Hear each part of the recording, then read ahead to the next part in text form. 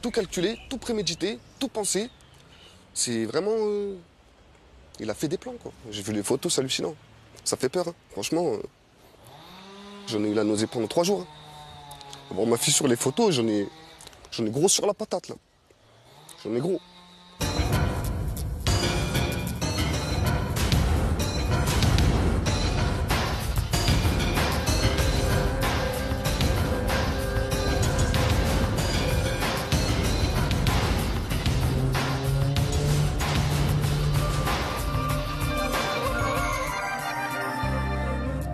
Bonsoir, cet homme en colère que l'on vient d'entendre, c'est le père d'une des victimes du directeur de l'école de Villefontaine en Isère, accusé d'agression sexuelle sur au moins 66 enfants, un enseignant qui avait été condamné en 2008, mais qui était resté en poste. Ce soir, Complément d'enquête se penche sur des secrets bien gardés à l'Éducation nationale, mais aussi au sein de l'Église catholique, notamment à Lyon, où le cardinal Barbarin est accusé de négligence. Il fait l'objet de plaintes pour non-dénonciation de crimes. On va essayer de comprendre comment ces deux institutions, l'école et l'Église, ont trop souvent fermé les yeux, et encore récemment. Et puis on ira aussi ce soir en Allemagne, découvrir des campagnes de prévention choc contre la pédophilie, campagne inimaginable en France. Pour parler de tout ça, de ces sujets sensibles, nous sommes venus nous installer ici au ministère de l'Éducation nationale. Tout à l'heure, on demandera à la ministre Najat Vallaud-Belkacem de s'expliquer sur 3 affaires récentes, dans les 3 cas des enseignants condamnés par la justice, mais pas éloignés des enfants, ni même sanctionnés. Il y a par exemple ce prof de maths de l'Essonne, réintégré à l'unanimité d'une commission,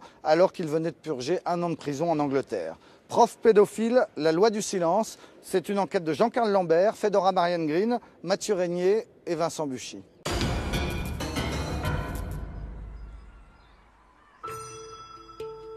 Pendant 7 ans, l'homme a méthodiquement écumé les établissements de l'Isère. Un prédateur qui s'est longtemps caché au sein même de l'école de la République.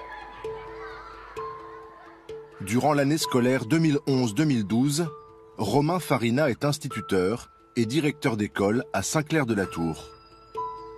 Comme toujours, il enseigne à une classe de CP et comme toujours, il met en place ce qu'il appelle des ateliers du goût. Tout volet fermé, l'homme procède en fait à un rituel sordide.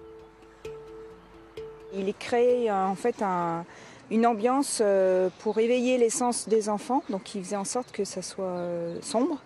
Il avait aménagé sa classe différemment pour se retrouver dans un petit coin protégé d'un bureau pour prendre les enfants de ce côté-là. Ils avaient les yeux bandés. Enfin, moi, ma fille, elle avait les yeux bandés. Il fallait qu'elle essaie de deviner ce qu'elle avait dans la bouche avec la langue, qu'elle prenne le temps, qu'elle prenne son temps pour essayer de deviner les goûts, tout ça. Bon, on n'a jamais deviné, hein, n'est-ce pas? Romain Farina, 45 ans, aurait abusé d'enfants de 6 à 7 ans dans sa propre classe. Dans ces moments-là, caché derrière un paravent et une couverture, il prend même des photos de lui avec ses victimes. Pour les besoins de l'enquête, les parents ont dû voir certaines de ces images. C'est tout calculé, tout prémédité, tout pensé. C'est vraiment... il a fait des plans, quoi.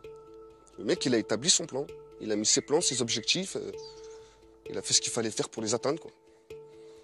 J'ai vu les photos, c'est hallucinant. Ça fait peur, hein. Franchement. J'en ai eu la nausée pendant 3 jours. Hein. Bon, ma fille sur les photos, j'en ai gros sur la patate, là. J'en ai gros. En mars 2015, 2 élèves bravent l'interdit du maître. Ils quittent leur place et se glissent derrière le paravent. Ils voient tout, ils parlent, et Romain Farina est enfin arrêté. L'homme reconnaît partiellement les faits. Son stratagème aurait duré au moins 7 ans, dans au moins 4 écoles. Il aurait fait plusieurs dizaines de victimes. C'est un carnage complet. Ce qui s'est passé, c'est atroce. Il y a des familles entières qui sont détruites. C'est un quartier complet qui est ébranlé et on n'a aucune réponse. Stupeur à l'Éducation nationale. Personne ne savait que 7 ans plus tôt, l'instituteur avait été condamné à 6 mois de prison avec sursis pour détention d'images pédopornographiques. Sous pression, les ministres concernés débarquent dans l'Isère et font une annonce sur le thème « Plus jamais ça ». nous avons pris la décision de présenter un texte de loi qui inscrive dans notre droit l'obligation faite aux magistrats de transmettre de telles condamnations afin que derrière l'éducation nationale puisse engager les poursuites disciplinaires qui s'imposent et tenir à l'écart de l'école les prédateurs sexuels avérés. Un an plus tard, Sébastien se demande toujours comment un tel ratage a-t-il pu se produire. Je suis condamné pour un défaut de permis de conduire, admettons. La prochaine fois que je me fais contrôler à conduire, ils savent déjà que j'étais condamné. Alors comment se fait-il qu'un bonhomme qui est condamné pour pédopornographie continue à exercer? Vous voyez ce que je veux dire? Depuis l'interpellation du directeur d'école, le jeune père de famille se heurte au silence de l'institution.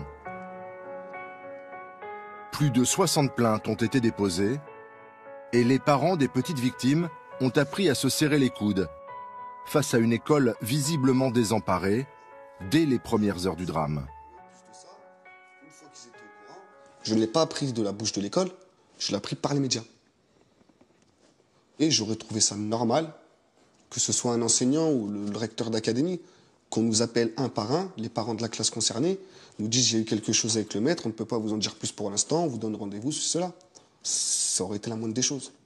Le lendemain, quand on décide de remettre nos enfants, on voit qu'on nous remet nos enfants dans la même salle de classe où ils ont été un petit peu torturés. Donc on trouvait que c'était pas quelque chose de normal. Il a fallu que ce soit des parents qui initient plein d'idées. Ben non, c'est pas la même classe. La classe, il faudra la redécorer, la réaménager, changer la disposition du mobilier, etc.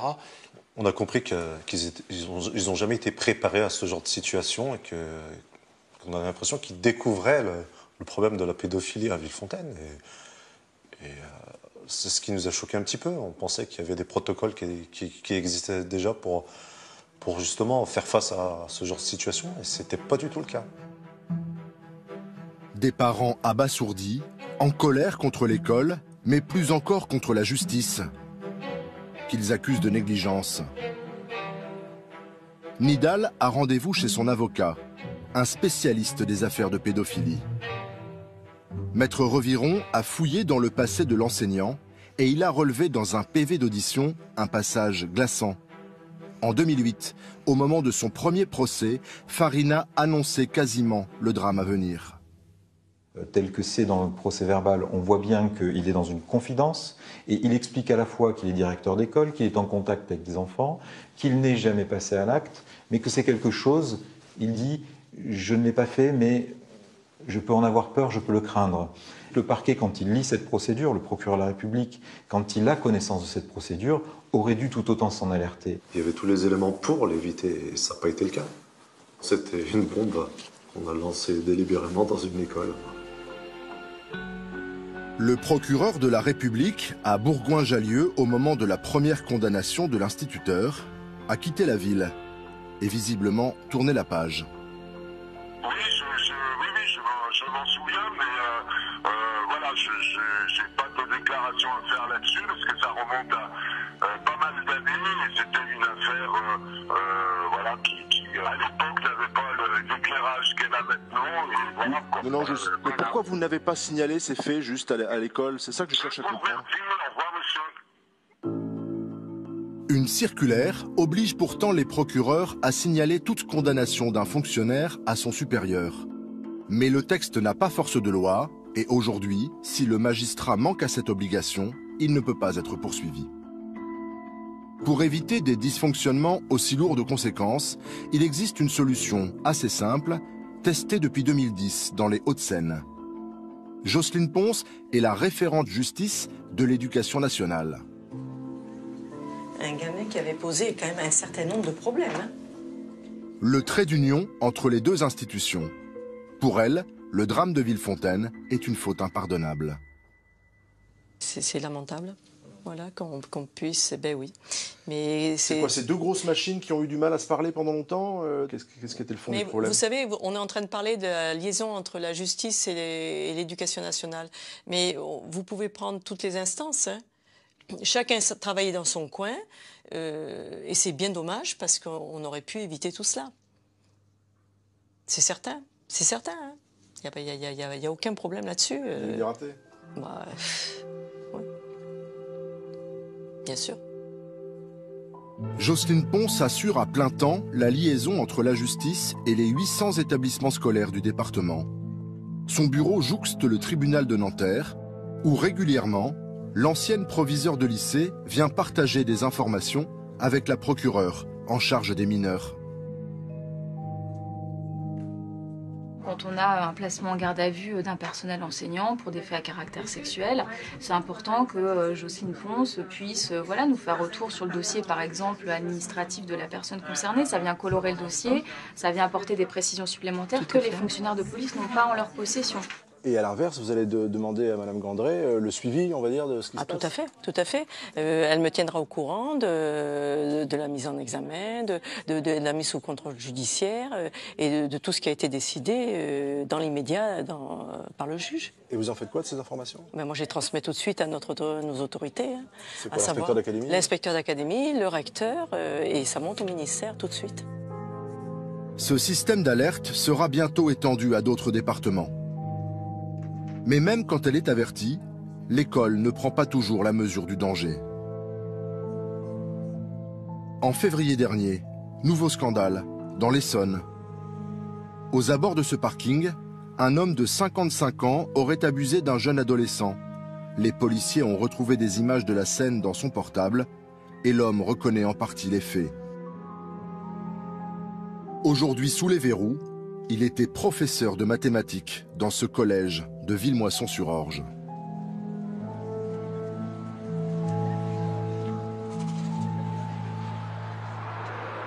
C'est un peu bizarre quand il était lunatique.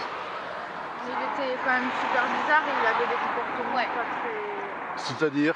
Enfin, je sais pas, mais en fait j'ai peur de vous dire des choses parce qu'il y a des gens au collège qui ont dit de pas vous répondre.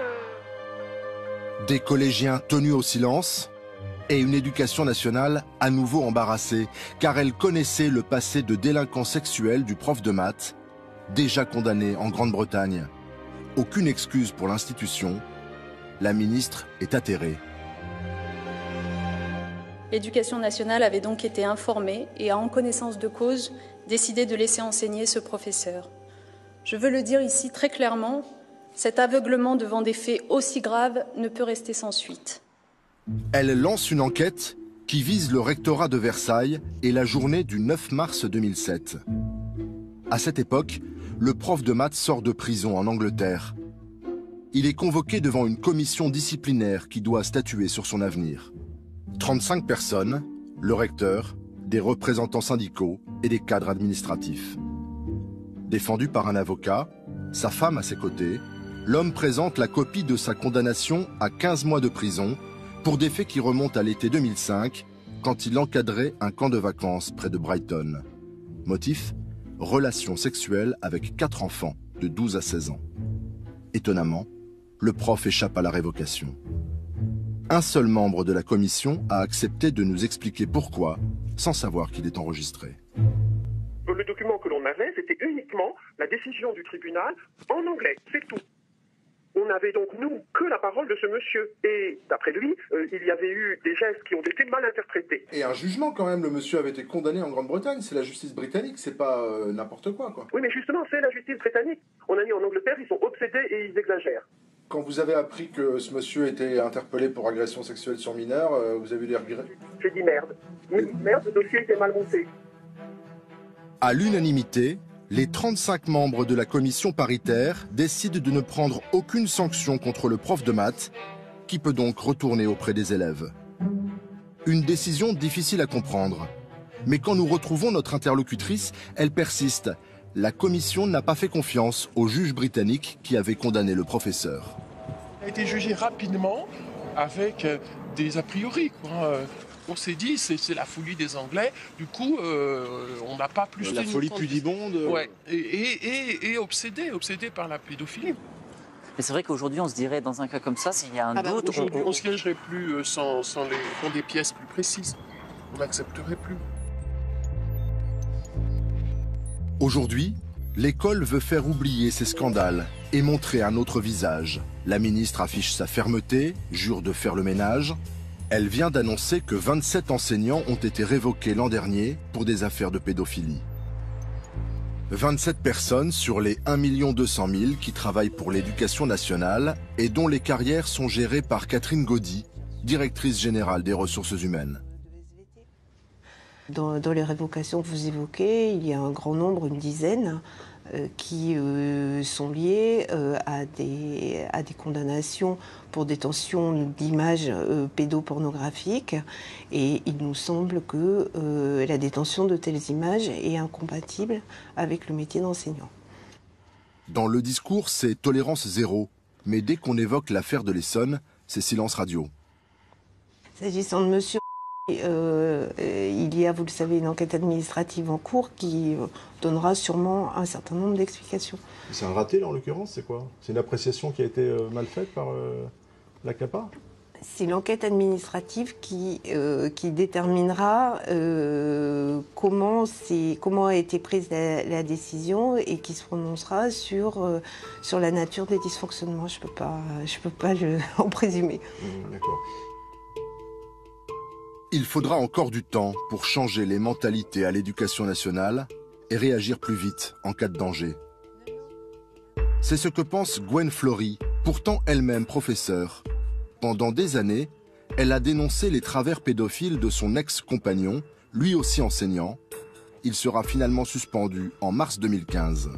C'est quelqu'un qui a eu une condamnation pour ça ne devrait pas pouvoir exercer avec des enfants. Car l'enseignant a en effet déjà été condamné il y a 9 ans pour détention d'images pédopornographiques.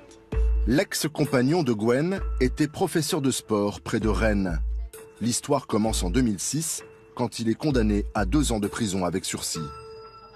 C'est quand même quelqu'un qui regarde dans son ordinateur des milliers d'images pédopornographiques, qui a affaire à des élèves et à des enfants qui sont obligés de se déshabiller pour se changer.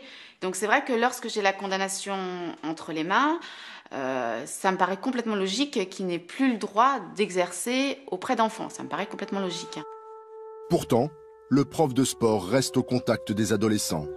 À plusieurs reprises, la jeune femme alerte son syndicat, écrit au rectorat, appelle le ministère, à chaque fois sans succès. On frappe à des portes et les portes, elles nous sont fermées au nez directement. Combien de fois on m'a dit, madame, ne vous plaignez pas, il a été condamné. Il a été condamné. Bon, voilà, il n'y a pas d'interdiction d'exercer auprès d'enfants. Donc voilà, il a été condamné déjà lourdement à 2 ans de prison avec sursis. Arrêtez de vous plaindre. Mais quand l'affaire de Villefontaine et des ateliers du goût éclate, Gwen décide de s'adresser à une association de parents d'élèves. Cette fois-ci, on l'écoute et le dossier part directement au cabinet de la ministre. Le résultat ne se fait pas attendre. Vous avez envoyé à quelle heure le message concernant l'affaire du professeur Dorgère à votre référent? À 12h à peu près, à midi, lorsqu'on a reçu au courrier. Et donc immédiatement, nous avons scanné et envoyé à notre référent du ministère. Et à 21h, le directeur de cabinet m'a appelé pour me dire que la personne a été suspendue. Mais pour Madame Marty, c'est la peur d'un nouveau scandale qui a fait réagir aussi vite l'éducation nationale. Dans l'institution, il y a quand même toujours cette propension à protéger le corps enseignant, à se protéger entre eux, ils se protègent. Même à un moment donné, quand ils sont eux-mêmes entre eux, le savent, ils voient et sont conscients de dysfonctionnements importants. À un moment donné, quand quelqu'un le fait remarquer, au lieu d'aider, de dire oui, c'est vrai, et de passer à l'action, non, ils se protègent entre eux systématiquement. En tout cas, c'est ce que nous constatons. En quelques heures, le prof de sport est suspendu. Il doit quitter sur le champ son collège. Une sanction rapide, 9 ans après le premier signalement à l'éducation nationale.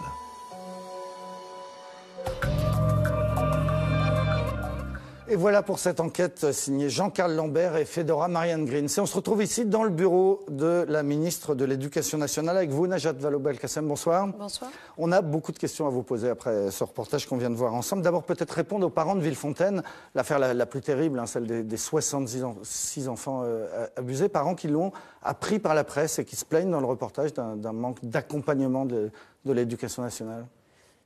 C'est vrai qu'ils l'ont appris par la presse. C'est d'ailleurs, ça fait partie des nombreux dysfonctionnements qui ont été constatés dans cette affaire et pour lesquels j'ai été hors de moi. Et je comprends la révolte des parents parce que, en réalité, l'innocence perdue de leur enfant, personne ne la leur ramènera. Donc, indéniablement, j'ai été la première à le reconnaître, il y a eu dysfonctionnement. Et donc, c'est la raison pour laquelle nous avons décidé de revoir de fond en comble toutes nos procédures. Nous avons d'abord diligenté des inspections pour nous dire où ont été les torts à un moment précis, fait en sorte de nommer dès la rentrée qui a suivi, c'est-à-dire septembre 2015, des référents justice dans l'éducation et des référents éducation dans la justice, comme la dame qu'on voyait tout à l'heure. Maintenant, il y en a 60 en France, de part et d'autre, donc 120 en réalité, qui sont là pour faire le lien permanent et qu'aucune information ne puisse échapper dans un sens ou dans l'autre.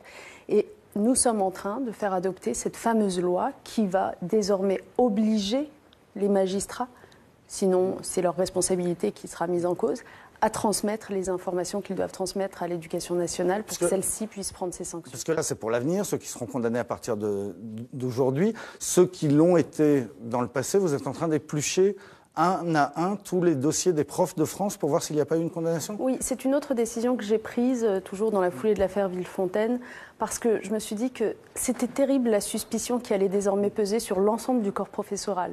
Puisque, par définition, on se dit si un Villefontaine s'est produit, si ça se trouve, il y en a plein d'autres partout ailleurs. Et donc, déjà, il faut pouvoir lever cette suspicion en faisant un grand acte de transparence. Et ce grand acte de transparence, c'est de dire on va contrôler tous les casiers judiciaires B2, comme on dit, pour vérifier qu'on n'ait pas dans l'éducation nationale des personnels qui auraient été condamnés et dont la condamnation n'aurait pas été transmise à l'éducation nationale, ce qui leur aurait permis de continuer à exercer. Mais ce travail, c'est inédit. Ça veut dire que 850 000 casiers vont être passés au peigne fin. Ça va prendre 1 an. Parce que concrètement, il faut une journée pour faire 3000 casiers.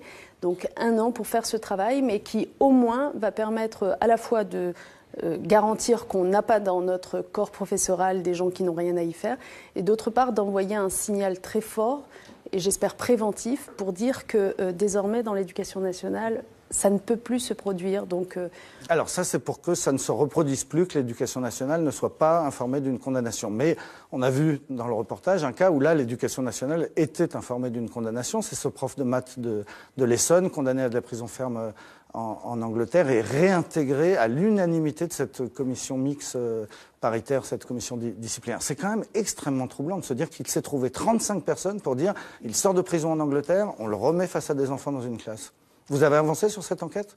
Oui, j'ai eu l'occasion de m'exprimer sur ce sujet aussitôt que l'affaire a éclaté. C'est vous qui l'avez révélé, hein ? C'est d'ailleurs moi qui l'ai révélé. J'ai préféré justement dans cette démarche de transparence le révéler moi-même. C'est insupportable, honnêtement. Villefontaine était déjà terrifiant.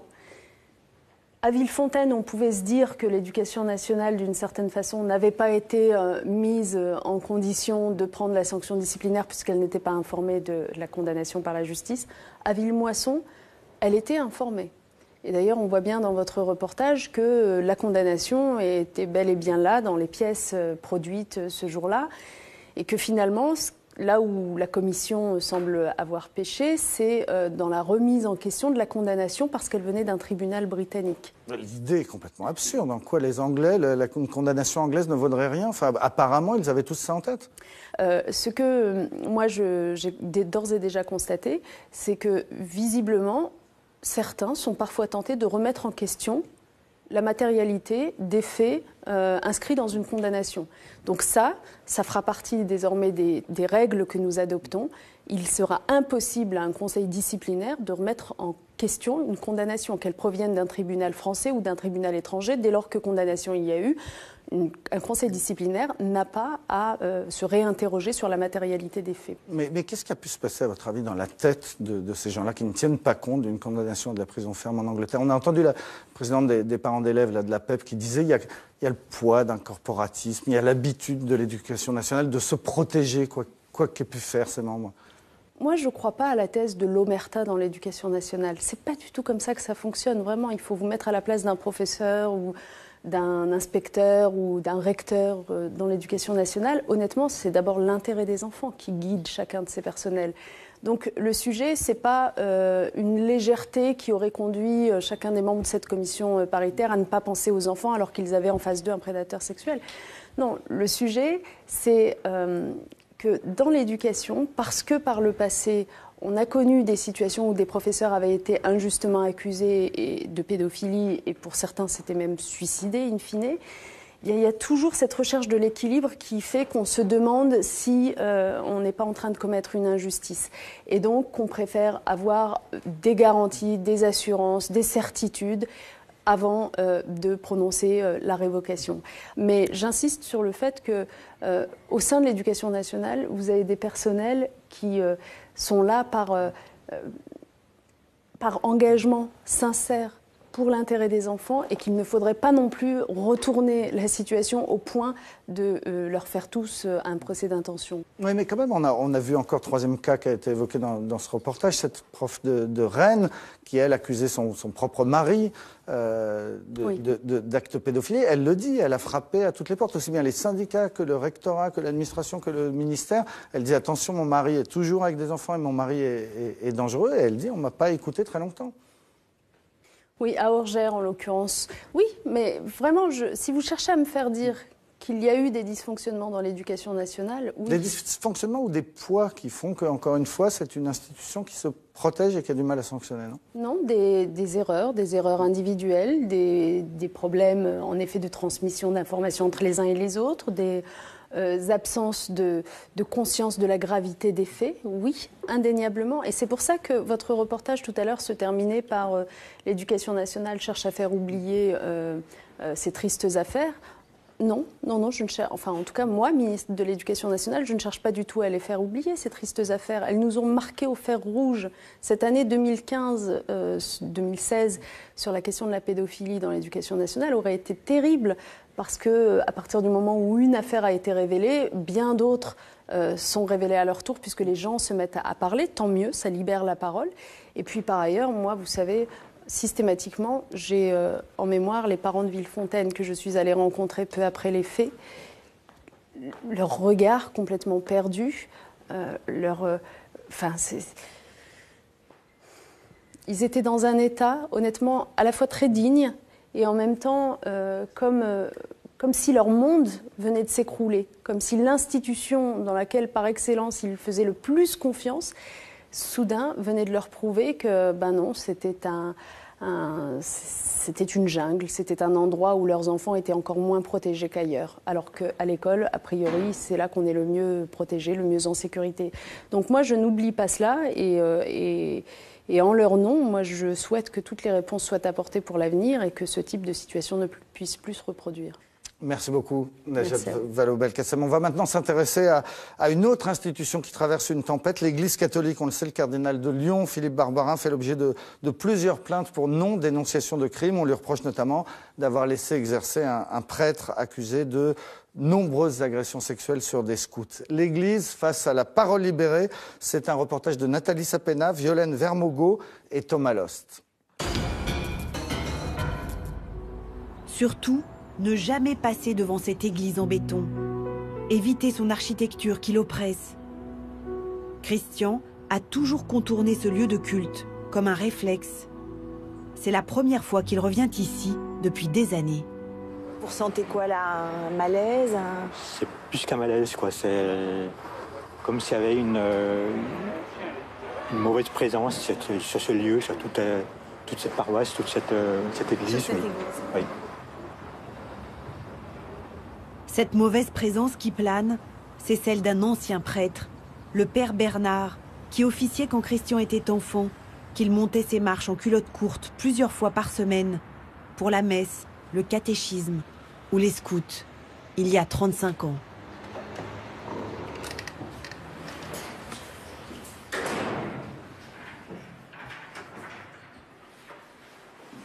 Je me rappelle comme c'était hier, il y a un escalier qui monte derrière, qui me donne dans d'autres pièces au-dessus de l'église. Et c'est là où il faisait tous ses abus. Il m'a embrassé, caressé, m'avoir obligé à le caresser aussi, oui. Une fois qu'il avait fait ce qu'il avait à faire, il redescendait, il ouvrait cette porte. Il donnait directement sur l'église pour aller dire sa messe à 18h. Je me demandais comment un prêtre pouvait dire sa messe après tout ce qu'il avait fait. Et prêcher la bonne parole, donner la communion, même confesser. Christian dit avoir été abusé par le père Prénat de 1976 à 1983. la plupart du temps dans l'église, comme l'auraient été des dizaines d'autres scouts à l'époque. Un scandale étouffé par le diocèse de Lyon jusqu'à aujourd'hui. Un scandale que beaucoup de paroissiens auraient préféré ne jamais voir éclater, comme ce bénévole qui s'active dans l'église ce jour-là. Bonjour. Des journalistes de France 2. Oui, je vous demanderai de sortir si vous voulez faire du film. Il est filmé à son insu. Faites à l'extérieur. Il faut reconnaître qu'on en parle suffisamment, même beaucoup trop, pour des choses que je n'aimerais pas, si vous voulez, qui sont relativement peu importantes, moins importantes que d'autres. On en fait beaucoup. Moi, j'ai été violé par le père Prénat. Bah écoutez, je suis très désolé. Et ça s'est passé. Alors, il y a quand même une chose qui est certaine, c'est qu'à l'époque, on n'a rien fait. Qui n'a rien fait? Ah bah, est-ce que vos parents ont porté plainte? Parce que vous étiez mineur à cette époque. Les premiers responsables, c'était quand même les parents.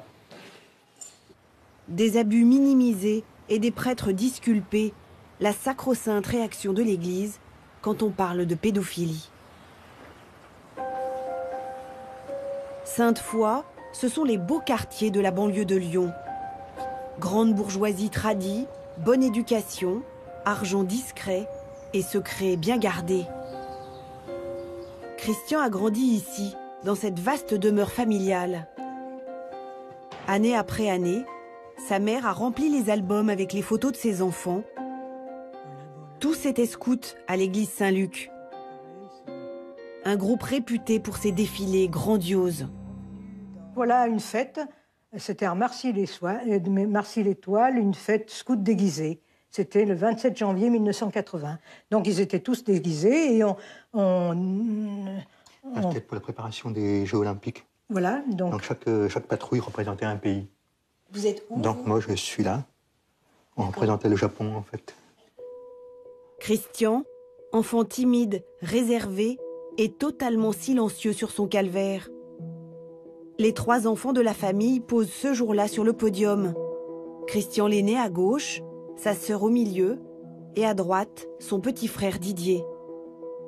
À la tête de ce groupe dynamique, le père Prénat, organisateur hors pair.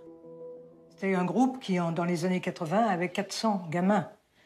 Et lui était le seul responsable.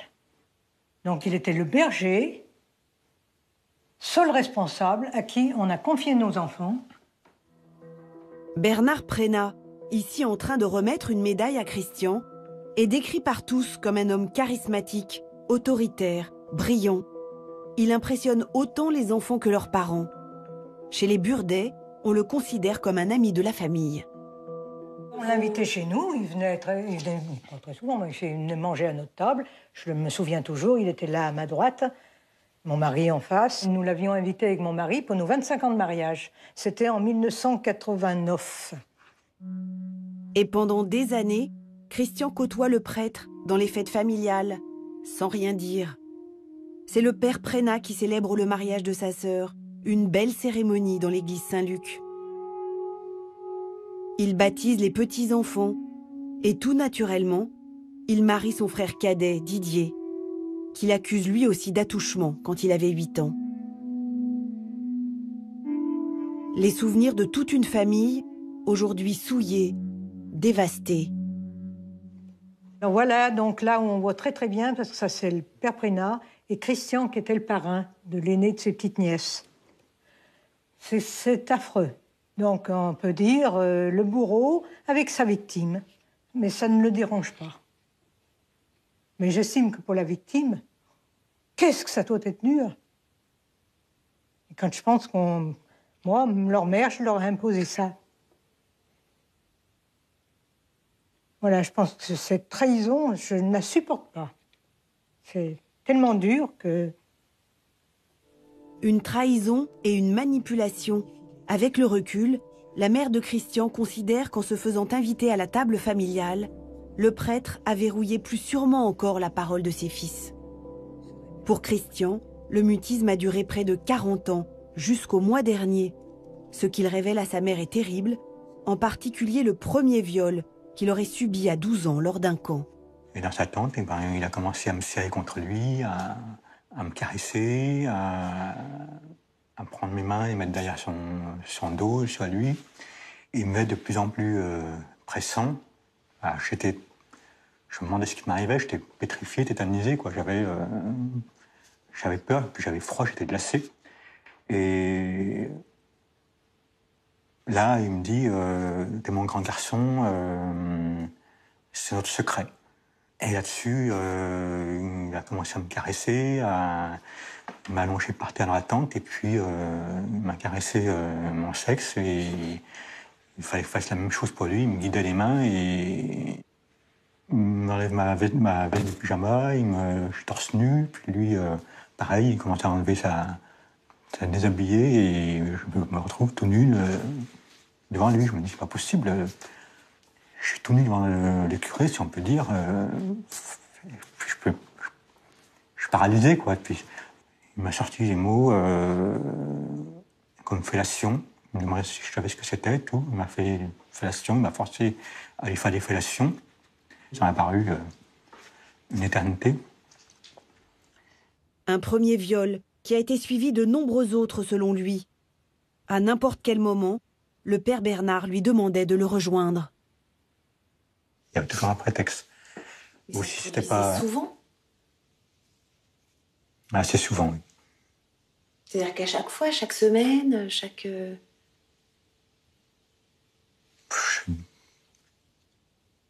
Aujourd'hui, il y a des choses que je ne me rappelle plus, mais je pourrais dire presque chaque semaine, oui.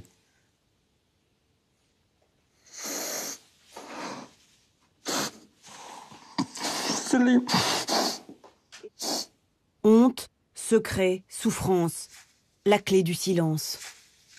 Si j'avais parlé, on m'aurait dit, t'es un gros menteur. T'es un prêtre qui était tellement adoré, tellement adulé. Les faits sont prescrits, mais Christian a été entendu par la police. Le père Prénat, mis en examen pour agression sexuelle en janvier dernier, a reconnu 3 viols, dont le sien.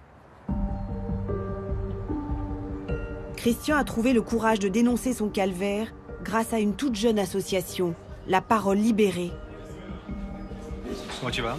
Très bien. Une joyeuse bande de cadres lyonnais qui ne se connaissaient pas il y a encore 3 mois et qui partagent tous ce même secret avec le prêtre de Saint-Luc. Ça, c'était le camp en Grèce. C'était le camp en Grèce, 88. Regarde, le père Bernard m'avait envoyé une photo. Alors, est-ce qu'il les envoyait à tout le monde? Est-ce qu'il les envoyait à ses préférés? J'en sais rien. Il y a là Alexandre, qui travaille dans la finance. Axel, le photographe. Didier, le frère de Christian. Et Bertrand, le maître de maison, cardiologue à Lyon. En se regroupant, les anciens scouts ont ouvert la boîte de Pandore. Cette semaine, donc, on arrive à 60 victimes qui se reconnaissent victimes du père Prénat, c'est-à-dire victimes d'attouchement sexuel ou d'abus sexuels. Et on est parti quand même de 3 à se rassembler dans un café, à dire que ça serait bien qu'on fasse une association il y a 3 mois. On a une cause commune, on a vraiment envie de fédérer le maximum de victimes encore dans la nature, et Dieu sait qu'il y en a manifestement.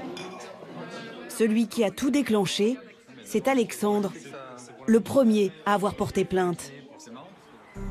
Il vit toujours à Lyon, la ville de son enfance. À 41 ans, ce père de 5 enfants catholiques pratiquants n'a jamais oublié l'angoisse de ses camps scouts. Comme beaucoup d'anciens de Saint-Luc, il croit que Prénat est mort, jusqu'au jour où une amie lui apprend par hasard qu'il est toujours curé. Je commence à le googliser, à voir, et puis en fait je vois qu'il est partout dans la presse, avec des enfants, des photos d'enfants qui partent en colonie de vacances, dans la presse locale évidemment. Et puis en fait, donc finalement, il est encore auprès d'enfants comme il y a une vingtaine d'années, et manifestement rien n'a bougé puisqu'il n'a jamais été inquiété. En 2014, Alexandre alerte le diocèse, multiplie les mails, il est même reçu par le cardinal Barbarin. L'archevêque de Lyon est le supérieur de Prénat, alors âgé de 68 ans. Le cardinal Barbarin écoute Alexandre, mais c'est tout. La seule action du diocèse consiste à organiser une surprenante rencontre entre Alexandre et le père Prénat. On n'est resté que sur des discussions de la période des scouts. Dans ces discussions, il avoue qu'il a violenté sexuellement des enfants, hein, et qu'il parle du nombre dans sa vie. Et j'ai eu un tilt où je me dis, mais en fait, on n'est pas quelques cas, mais en fait, finalement, on est dans finalement un prédateur en série, puisqu'en fait, dans cette discussion, je sens bien qu'en fait, j'étais pas la seule petite tête blonde à être son chouchou. Nous avons clos la discussion, et là, c'est vrai que c'est très difficile à comprendre, parce qu'une fois que vous avez quand même pris 20 ans en pleine figure, et vous imaginez voilà, d'autres enfants, etc., on s'est levé, on s'est pris par la main, et on a prié un Joyeux vous savez Marie et un Notre Père, comme si de rien n'était, en tout cas, pour clôturer cette discussion qui avait été riche. Un Notre Père entre la victime et son agresseur. Pour le diocèse, la question est réglée. Et le père Prénat continue sa mission pastorale. Insupportable pour Alexandre, qui finit par saisir la justice en mai 2015. À ce moment-là, le prêtre officie paisiblement dans une petite paroisse à 1 heure de Lyon, le Coteau. Toujours au contact des enfants. Messe, communion, catéchisme à l'école catholique d'à côté. Il crée même le patronage Claire Jeunesse, un centre aéré confessionnel dont il vante les mérites dans une réunion publique enregistrée en 2014. Puisqu'on en est aux enfants, on continue à dire que le patronage Claire Jeunesse, qui a bien fonctionné cet été au mois de juillet avec une bonne quarantaine d'enfants, eh bien, va continuer les mercredis. Comme à Saint-Luc, ses sermons impressionnent, sa prestance séduit. Et à la sortie de la messe, les paroissiens font preuve d'une grande compréhension envers leur ancien curé. Ça nous ramène au problème humain de chaque être humain, en face de sa propre difficulté. Je ne pense pas être meilleur que le père Prénat, ni pire. Hein, et je pense que dans... Peut-être un peu moins pire quand même, non? C'est quand même... Si vous voulez, moi je pars d'un principe qu'il y a un problème pathologique derrière. Moi je vais à l'église, hein, je viens pour prier le Seigneur. Moi ce qui se passe dans l'église, je m'en fiche. Hein. Les prêtres c'est les prêtres, c'est que les hommes. Hein. Et puis ma foi, on porte tous notre croix, donc voilà. Vous lui en voulez au père Prénat? Je ne saurais pas vous le dire. Alors je dirais à tout péché miséricorde, si c'est il y a 25 ans ou 30 ans. Allez, je dis à tout péché miséricorde. Le prêtre qui lui a succédé refuse de nous parler. Ordre du diocèse. Non, mais moi j'ai dit que je ne réponds pas. D'accord, monsieur. Et ça passe où? Dites-moi. Ça va passer sur France 2, l'émission Complément d'enquête. Merci. Et vous pensez pas qu'il faut parler de cette affaire, mon père? Les paroissiens du Coteau n'ont jamais soupçonné son passé. Pourtant, l'abbé Prénat a déjà reconnu ses penchants pédophiles depuis longtemps. Vincent avait 10 ans quand il l'a croisé. Je me dis, tellement petit, tellement facile de manipuler, c'est un peu dégueulasse, quoi. En 1998, le prêtre a même écrit une lettre d'aveu au père de Vincent, sans détailler ses actes. Âgé de 27 ans à cette époque, le jeune homme, terrassé par une dépression, venait de tout révéler à ses parents. Je comprends tout le mal que j'ai fait à Vincent et à sa famille. À l'époque, je ne me rendais pas compte de ce que je faisais et de la portée de mes actes. Je ne méritais pas la confiance qu'on m'accordait. Je regrette et je vous demande sincèrement pardon. J'ai pas donné suite, c'était en 98. Et j'aurais pu porter plainte, je n'étais pas prescrit à l'époque. Entre ce que mon père m'a dit et ce que lui me disait, j'ai vraiment cru qu'il n'était plus au contact d'enfants. Et là, j'en veux du coup aux personnes qui l'ont protégé, qui l'ont pas protégé de lui-même justement, alors qu'il dit qu'il est malade, il le cache pas. Mais l'abbé assure aussi ne plus avoir touché un enfant après 1991, date à laquelle il a dû quitter la paroisse Saint-Luc et le groupe scout après des plaintes de parents. Avec Vincent, nous décidons d'aller questionner le père Prénat. Il y a 7 mois, il a été suspendu de tout ministère par le cardinal Barbarin. Depuis, il vit cloîtré dans un couvent, tenu par des sœurs non loin de Lyon. Oui, bonjour, Vincent Berger. J'ai un courrier de Bernard Prénat qui demande à me voir.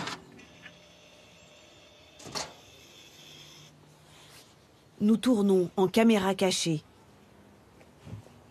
Vous voulez voir le père? Oui. Vincent a apporté un petit mot pour le prêtre. Ah d'accord, mais si vous voulez le donner personnellement, c'est mieux. On va se voir. Ouais. Attendez, je vais prendre le courrier après.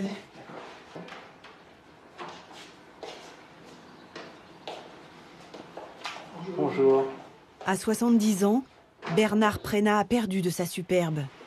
Excusez-moi. Nathalie Sapena. J'accompagne Vincent, je suis journaliste. Vous êtes journaliste où? À France 2. Ah oui. Vous vous souvenez de moi? Asseyez-vous.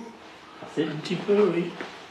Il refuse toute interview, mais il accepte de discuter avec Vincent. Bernard Prénat vit dans la crainte de représailles et s'en plaint dès ses premiers mots. C'est très difficile de rentrer avec des enfants qui sont dans ton cas parce qu'on ne sait jamais comment réagir. Deux fois, j'ai voulu le faire. Ça s'est très mal passé. Mais bon, je comprends aussi la réaction des gens. Hein. Bien sûr. Je comprends très bien.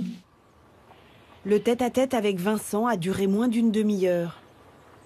Est-ce que vous me confirmez que vous n'avez pas poursuivi après 1991 quand vous avez été suspendu? Bien sûr, je l'ai dit 100 fois. Bien sûr. Depuis 1991, il ne s'est rien passé. Je n'ai absolument aucune agression à me reprocher depuis 1991. D'aucune sorte. C'est clair et net. Et avant 91, vous avez combien de victimes? Il ne répond pas à cette question. C'est le point central de cette affaire. Le père Prénat, pédophile multirécidiviste, a-t-il arrêté de sévir du jour au lendemain, comme il le prétend? En tout cas, il a su convaincre l'archevêque de l'époque, Monseigneur de Courtrai, qui n'a fait que le changer de paroisse. 3 prélats se sont succédés jusqu'au cardinal Barbarin, et tous ont suivi la même ligne de conduite. Ne pas saisir la justice et continuer à confier des paroisses au père Prénat. Voilà pourquoi les anciens scouts ont porté plainte pour non-information d'agression sexuelle contre le cardinal Barbarin, à la tête du diocèse de Lyon depuis 17 ans. La démarche est rarissime. Monseigneur, est-ce que je peux vous poser une petite question? Ah, sur Jésus? Oui, oui. Monseigneur, est-ce que vous voulez pas qu'on organise une vraie interview digne? Alors, là, vous avez maintenant, j'ai des avocats, donc c'est eux qui parlent, donc vous leur demandez. C'est à vous que je veux. Je les ai appelés, vos avocats. Car le cardinal est désormais épaulé par 2 avocats et une agence de communication parisienne. Signe de l'ampleur de la crise. Hasard du calendrier, à Lourdes, les évêques tenaient à la mi-mars leur conférence, d'ordinaire consacrée au travail et à la prière. Le scandale a bousculé les traditions. Sous la pression, le cardinal Barbarin doit expliquer pourquoi il a maintenu à son poste un prêtre qui lui a révélé il y a une dizaine d'années son passé pédophile. Monseigneur Barbarin, pourquoi vous avez cru le père Prénat quand vous l'avez rencontré en 2007-2008 ? Parce qu'en général, quand quelqu'un me parle, je le crois. Évidemment. Si vous voulez, c'est le point sur lequel ça s'est le plus déchaîné. À juste titre. À juste titre. Donc ma première question, c'est les enfants, évidemment.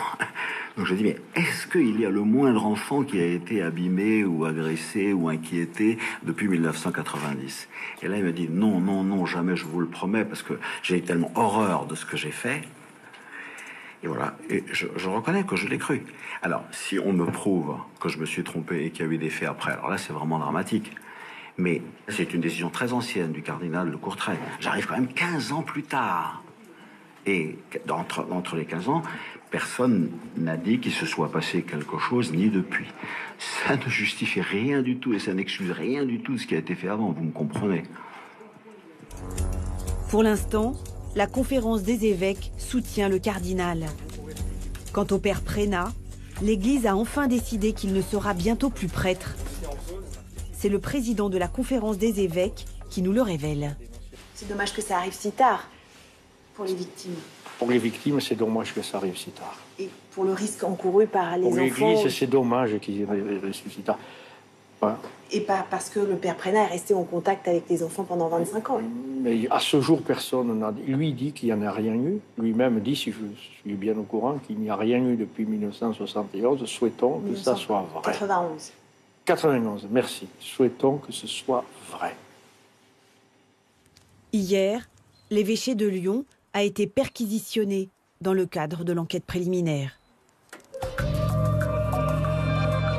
Et voilà pour ce reportage signé Nathalie Sapena et Violaine Vermogo. Et on se retrouve ici dans une église à Saint-Martin, à Montigny-le-Bretonneux, avec vous, Bruno Valentin. Bonsoir. Bonsoir. Vous êtes le prêtre de cette paroisse rattachée au diocèse de Versailles. Alors, aucun évêque n'était disponible aujourd'hui pour nous répondre et venir défendre la position de l'Église catholique. C'est vous qui avez accepté de vous y coller. Et il y a du boulot après ce qu'on vient de voir. La question centrale qui se pose aujourd'hui et qu'on se pose après avoir vu ce reportage, c'est oui ou non, le cardinal de Lyon et le diocèse de Lyon en général ont fait preuve de négligence. C'est pas moi qui pourrais répondre à cette question centrale, parce que je ne sais de cette affaire que ce que votre reportage a montré. Pour moi, la question centrale, c'est d'abord l'admiration que j'ai pour le courage de Vincent, de Christian. J'admire beaucoup le courage qu'ils ont de prendre la parole. Et puis un sentiment de colère et de honte très intime. Parce qu'il y a une chose qu'il faut bien comprendre, c'est que prêtre, c'est pas une profession libérale. On n'est pas chacun à son compte dans sa petite boutique à faire tourner son affaire. Les 15 000 prêtres de France fonctionnent de manière très organique. C'est des types qui, ensemble, ont donné leur vie pour essayer de servir les autres au nom de Jésus-Christ. Et quand un confrère, même un seul, fait ce qu'on voit dans le reportage, on se sent tous salis. Ce qui fait que moi, j'ai un sentiment de colère, de honte. Et pour moi, la question centrale, c'est qu'est-ce qu'on fait avec tout ça maintenant ? Oui, mais ces 15 000 types dont vous parlez, ces 15 000 prêtres qui sont effectivement indirectement éclaboussés par le scandale, est-ce qu'ils ne s'interrogent pas ? Est-ce que vous ne vous interrogez pas sur ce délai si long entre les faits et le moment où l'Église commence à s'interroger ? C'est-à-dire, il se passe 25 ans. Et bien sûr qu'on s'interroge et qu'on constate, puisqu'on le paye aujourd'hui, à quel point, dans le passé, un certain nombre de ces histoires ont été mal gérées par des réflexes corporatistes. C'est intéressant d'ailleurs parce qu'on les retrouve un peu, les mêmes réflexes, dans l'éducation nationale, dans votre premier reportage, par le choix du silence, par le choix de préserver les réputations, l'institution. Bien sûr que ces histoires ont été très mal gérées par le passé et qu'aujourd'hui on paye, ça fait mal et il faut payer parce que la vérité fait mal mais il faut que la vérité sorte. Alors par le passé, vous nous dites effectivement, c'est ce que dit le cardinal de Barbarin, il y a des décisions qui ont été prises par son prédécesseur, même par le prédécesseur de son prédécesseur. Il arrive longtemps après les faits, mais ensuite éclatent d'autres affaires beaucoup plus récentes. Ce haut fonctionnaire du ministère de l'Intérieur qui se plaint d'un autre prêtre, c'est quand même beaucoup plus récent. Il dit avoir alerté le cardinal Barbarin et le cardinal a laissé ce prêtre à la tête d'une paroisse. Là, on n'est pas par le passé, on est il y a quelques années. Enfin, de ce que j'ai lu, de ce que j'ai entendu comme vous, je crois que le cardinal Barbarin est irréprochable quant aux faits qui ont eu lieu du temps de sa responsabilité, comme tous les évêques de France, parce que depuis 15 ans, un effort considérable est fait, grâce en particulier à l'impulsion courageuse de Benoît XVI, qui dans cette affaire sauve notre honneur vraiment, pour que l'Église soit perçue comme une maison sûre. Et c'est ça l'enjeu. Moi je vois, vous voyez, dans la formation que j'ai reçue, et qui n'est plus tout à fait toute récente, on nous a parlé de pédophilie, on a reçu des psychanalystes, on a eu affaire à des psychologues qui nous ont expliqué les tenants, les aboutissants. Et aujourd'hui, dans la façon dont fonctionne une paroisse comme la mienne, tout est mis en œuvre pour que les parents qui nous confient leurs enfants, moi aussi j'ai un patronage comme celui qui a été évoqué dans le reportage, tout est mis en œuvre évidemment pour que ces enfants soient accueillis dans une parfaite sécurité et que même les apparences d'une éventuelle ambiguïté ne soient pas possibles. Et ça, c'est des pratiques qui aujourd'hui sont généralisées. Oui, mais alors vous nous dites, bon, pardon, mais ce prêtre, encore une fois, accusé par un haut fonctionnaire du ministère de l'Intérieur, c'est récent. Il y a encore une autre affaire, c'est un prêtre condamné dans l'Aveyron, puis muté dans le diocèse de Lyon. Donc il a été condamné, il y a des faits avérés. Et récemment, il a eu une promotion, il est devenu doyen des paroisses. Donc il y a quand même, on a l'impression, la notion du pardon, c'est-à-dire qu'un prêtre condamné peut rester à la tête d'une paroisse, tout simplement. Alors, ce que j'ai lu de l'histoire de l'Aveyron, c'est intéressant parce que ça montre la complexité de ces sujets-là. Ça n'est pas de la pédophilie, c'est des adultes des jeunes qui sont en adultes, cause, ouais. premièrement. Deuxièmement, la justice est passée. Une sanction a été prononcée. Elle a été purgée. Et le cardinal Barbarin a même consulté le juge d'application des peines pour savoir s'il lui semblait pertinent de lui redonner une mission.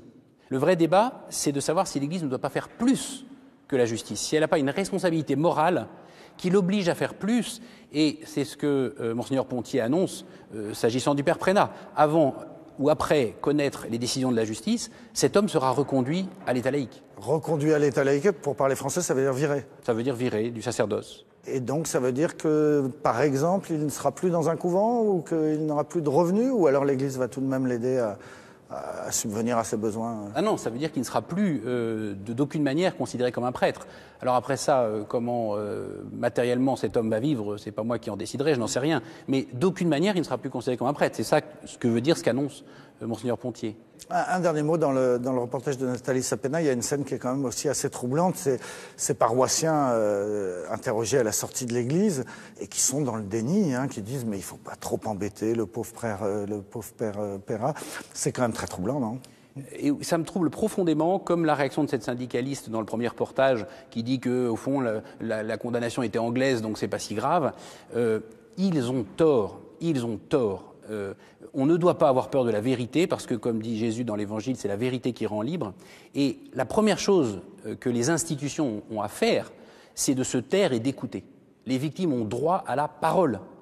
Et aujourd'hui, moi, je dis à ceux qui auraient encore dans le cœur les blessures de tels épisodes, mais parlez. Si c'est dans le cadre de l'Église que vous avez subi ça, allez voir vos évêques, exprimez-vous. N'ayez pas peur de la vérité parce que l'Église n'a rien à craindre de la vérité. Merci beaucoup, Père Bruno Valentin de la paroisse Saint-Martin de Montigny-le Bretonneux. Merci d'être venu défendre dans Complément d'enquête la position de votre Église et la vôtre surtout. On va maintenant vous amener en Allemagne pour découvrir qu'il y a là-bas des politiques de prévention qui sont très novatrices, des campagnes publicitaires qui s'adressent directement aux pédophiles pour leur dire eh bien, faites-vous aider. On n'a jamais vu ça en France, même s'il y a chez nous quelques centres spécialisés dans la prise en charge de ces cas. L'enquête de Laure Polaise, Mathieu Drejoux et Virginie Le Tendre. Imaginez ce spot de pub, diffusé chez vous, juste avant le 20h.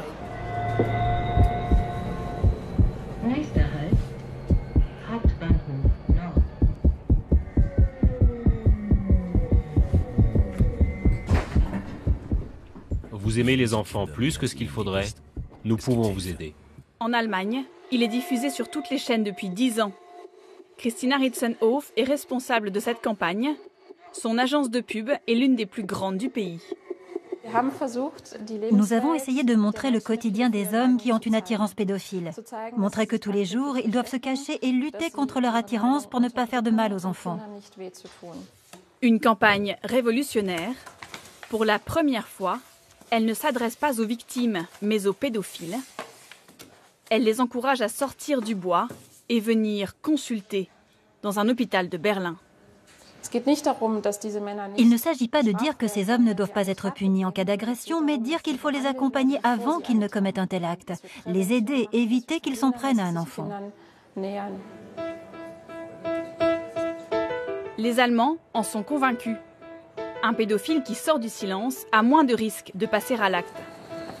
C'est la logique de ce programme lancé ici en 2005 et depuis rentré dans les mœurs.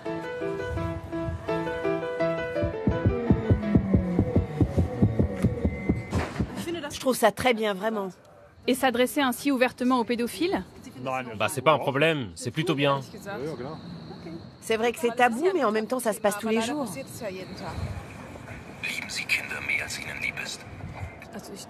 Je trouve très bien que si quelqu'un remarque qu'il a un tel problème, il puisse trouver un lieu d'écoute, des gens à qui parler. Ce lieu d'écoute, c'est la Charité, un grand hôpital de Berlin. Ah, justement, en ce moment, il y a un groupe en cours. Vous voyez, ne pas déranger, ça veut dire qu'il y a un groupe de parole à l'intérieur, généralement 8 hommes et 2 thérapeutes.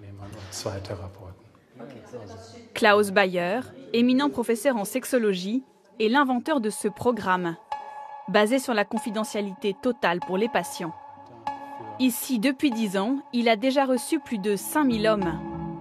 Interpellés par la campagne publicitaire, ils sont venus lui parler de leur attirance pour les enfants. Le lieu est réservé aux pédophiles qui n'ont jamais eu affaire à la justice. Klaus Bayer a eu cette idée après des années de consultation. Pour lui, la pédophilie est bien plus répandue que ce que la société veut croire. Il y a des pédophiles dans toutes les professions, dans toutes les couches sociales, et ce n'est pas une question de niveau intellectuel. Et dans quelle proportion ? On considère, d'après les données recueillies ici, en Allemagne, que la pédophilie concerne un homme sur 100, 1%. Et vous pensez que les chiffres sont les mêmes en France ?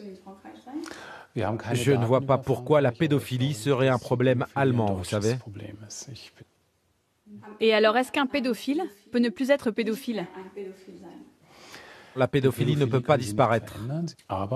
Mais ça ne veut pas dire que nous ne pouvons rien faire. Nous pouvons aider ces personnes en leur donnant les moyens de contrôler durablement leur comportement. Ces hommes auront toujours ces fantasmes, mais sans les mettre en pratique. Et ça semble marcher. Les risques d'agression diminuent. Une première étude a été réalisée sur 53 patients. Plus de 90% d'entre eux seraient restés abstinents. Un programme controversé, mais soutenu par les plus hautes autorités allemandes. En 2008, Brigitte Zypries était ministre de la Justice. C'est elle la première qui a versé de l'argent public pour aider les pédophiles, 250 000 €.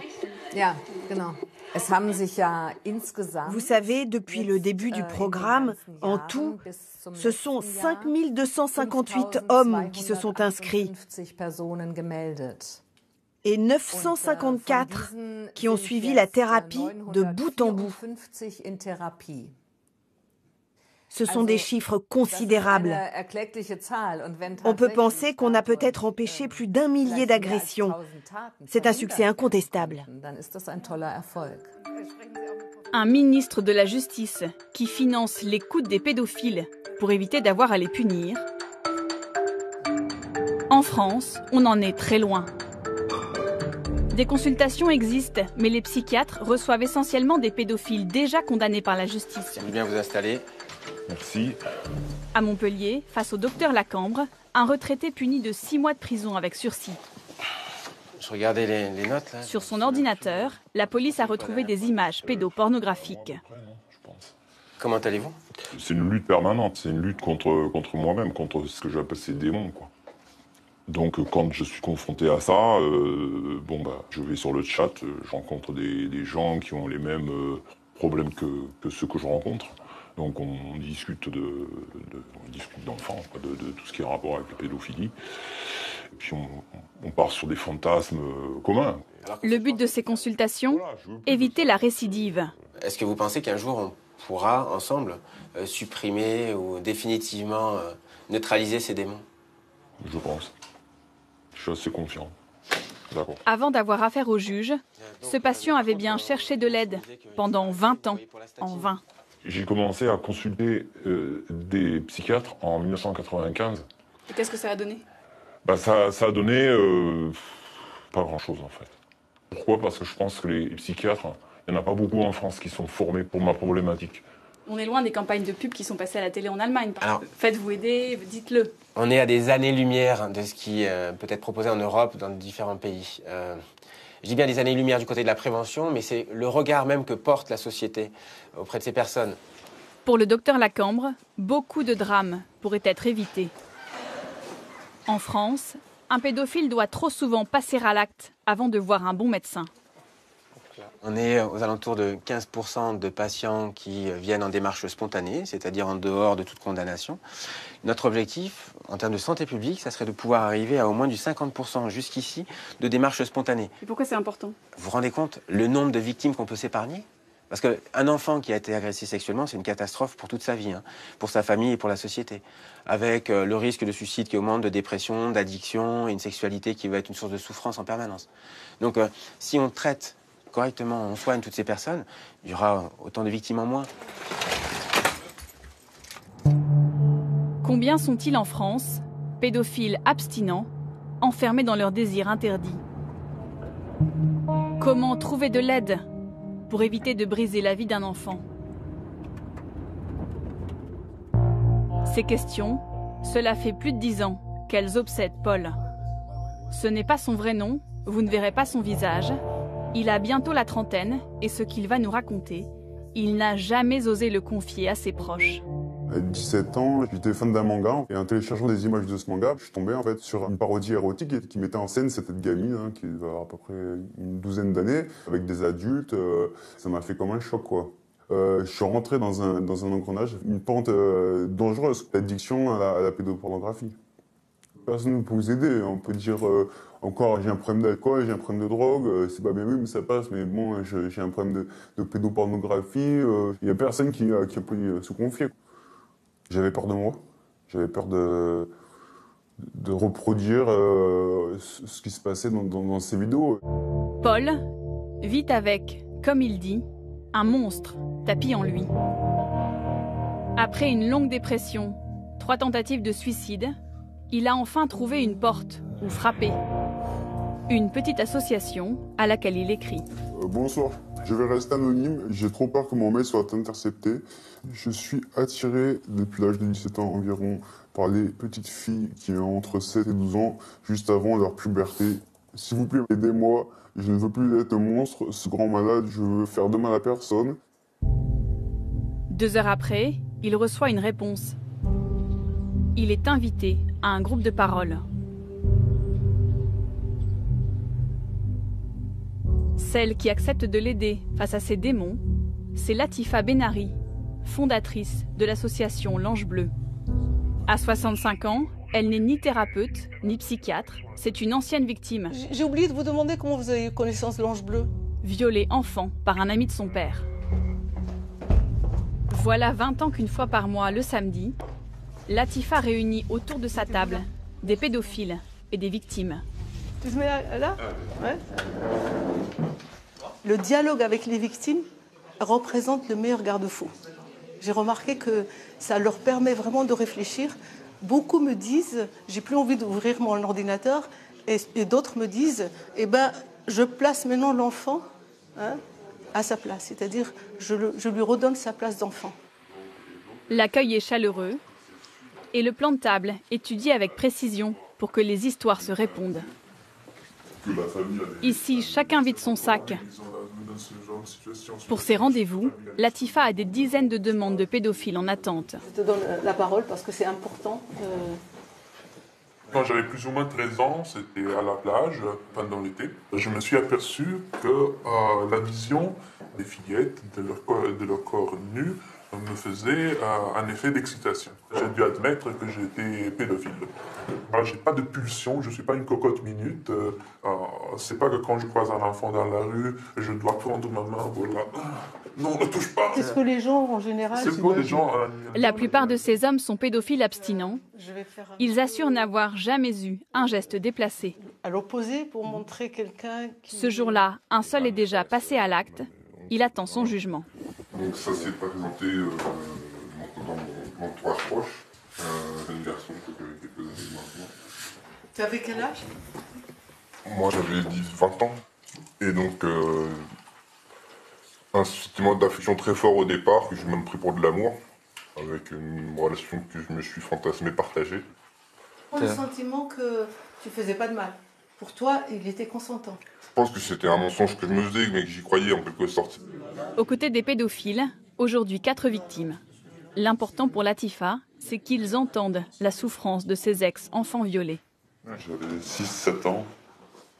Et donc le meilleur ami de mon grand frère, avec qui j'étais très proche, jusqu'au jour où il m'a demandé de lui faire une fellation. Et c'est quelque chose qui s'est reproduit un certain nombre de fois. Et ça m'a sidéré, ça m'a complètement coupé de toute possibilité de créer du lien.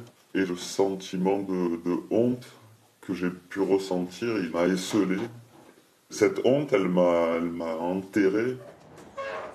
L'échange a duré 5 heures. Un travail éprouvant de confession et d'écoute. Une révélation pour l'homme en attente de jugement. À bientôt. Ça change quoi pour vous, ces groupes? Parce que déjà, tout ce système de mensonges que j'expliquais tout à l'heure, de consentement auquel on veut croire, ou de relations partagées, ça vole en éclats quand on entend les témoignages des victimes. Et ça aurait pu vous retenir, si vous l'aviez eu plus tôt dans J'aurais pas pu mettre en place ce système de leurre. Qu'est-ce que vous pensez quand vous l'entendez dire j'aurais aimé trouver un tel groupe plus tôt dans ma vie? Alors, je vais vous répondre à ça. C'est la motivation de l'Ange Bleu, la création de l'Ange Bleu. J'ai rencontré pendant 30 ans des personnes comme lui. Ah oui, il faut les écouter, il faut les aider, parce que c'est comme ça qu'on protège les enfants. Libérer la parole, le moyen de prévention le plus efficace, selon Latifa Benari. Une tâche dont elle s'acquitte seule, bénévolement dans son salon, sans aucune subvention.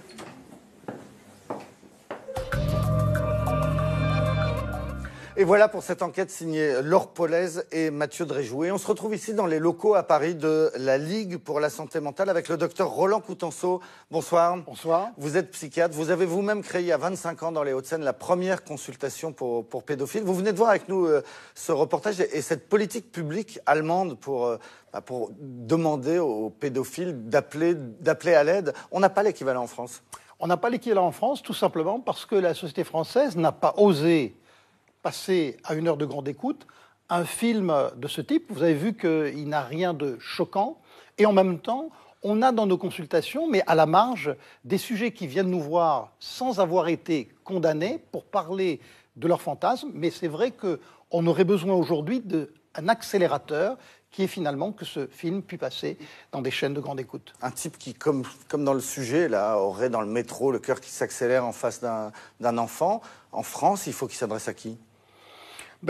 On a, avec la Fédération des centres de ressources, dans toutes les grandes villes de France, des consultations spécialisées qui prennent déjà en charge ces sujets. Ils peuvent s'adresser à nous, on va le mettre un petit peu sur notre site. Et donc, il y a cette possibilité, simplement, il faut qu'ils le sachent. Votre collègue allemand, dans le reportage, disait on estime à 1% de la population française qui serait pédophile ou qui aurait des tendances pédophiliques. Vous êtes d'accord avec ce chiffre ? Oui, je suis d'accord. Et en même temps, je ne voudrais pas inquiéter ceux qui nous écoutent. Avoir des fantasmes dans sa tête, pour le médecin que je suis, c'est être pédophile. En même temps, il n'y a aucune fatalité de passer à l'acte. Au fond, on a tous des fantasmes en matière sexuelle, les pédophiles comme les autres, mais au fond, c'est un choix de la personnalité de s'abandonner, de se laisser aller à passer à l'acte avec les enfants. Dit autrement, il y a des sujets qui sont pédophiles dans leur tête et qui s'interdisent tout passage à l'acte avec les enfants. On peut appeler ça pédophile abstinent ? Oui, si on veut, ou pédophile névrotique, ou pédophile bien structuré. Mais regardez ce qui est l'idée force.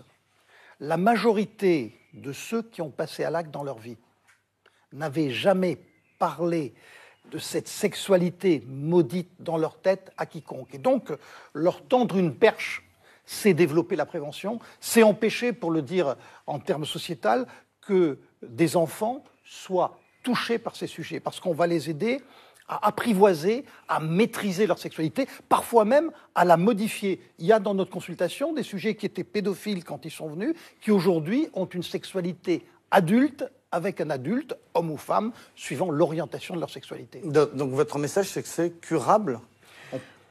C'est apprivoisable, c'est maîtrisable. Il n'y a pas de fatalité au passage à l'acte. Ça, c'est le premier message. Et le deuxième est encore plus intéressant, c'est qu'il y a des pédophiles qui étaient exclusivement attirés par les enfants, qui, au fond, ont maturé, ont évolué, si bien qu'aujourd'hui, ils ont la capacité d'avoir une sexualité consentie, bien évidemment, avec un adulte, dans certains cas, tout à fait. Mais il y a l'idée qui revient souvent qu'un pédophile va toujours récidiver. Je parle de ceux qui sont passés à l'acte, de ceux qui ont fait des choses graves, qui sont allés en prison.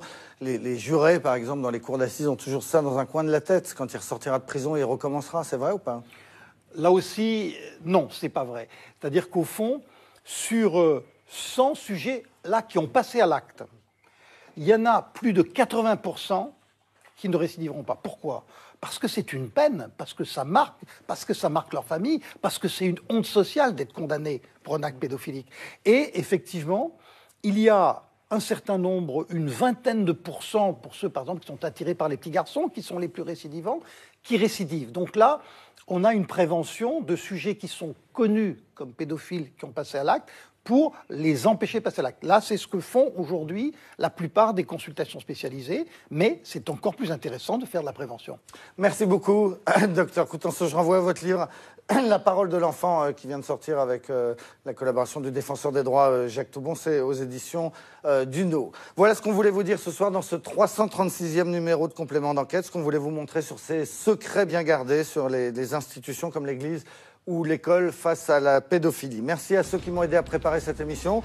Thomas Auro, Joël Bruandé, Clément Castex à la rédaction en chef, Caroline Durand à la préparation des plateaux, Philippe Lallemand à leur réalisation. La semaine prochaine, le portrait pour la première fois à la télévision d'un homme très puissant, Vincent Bolloré.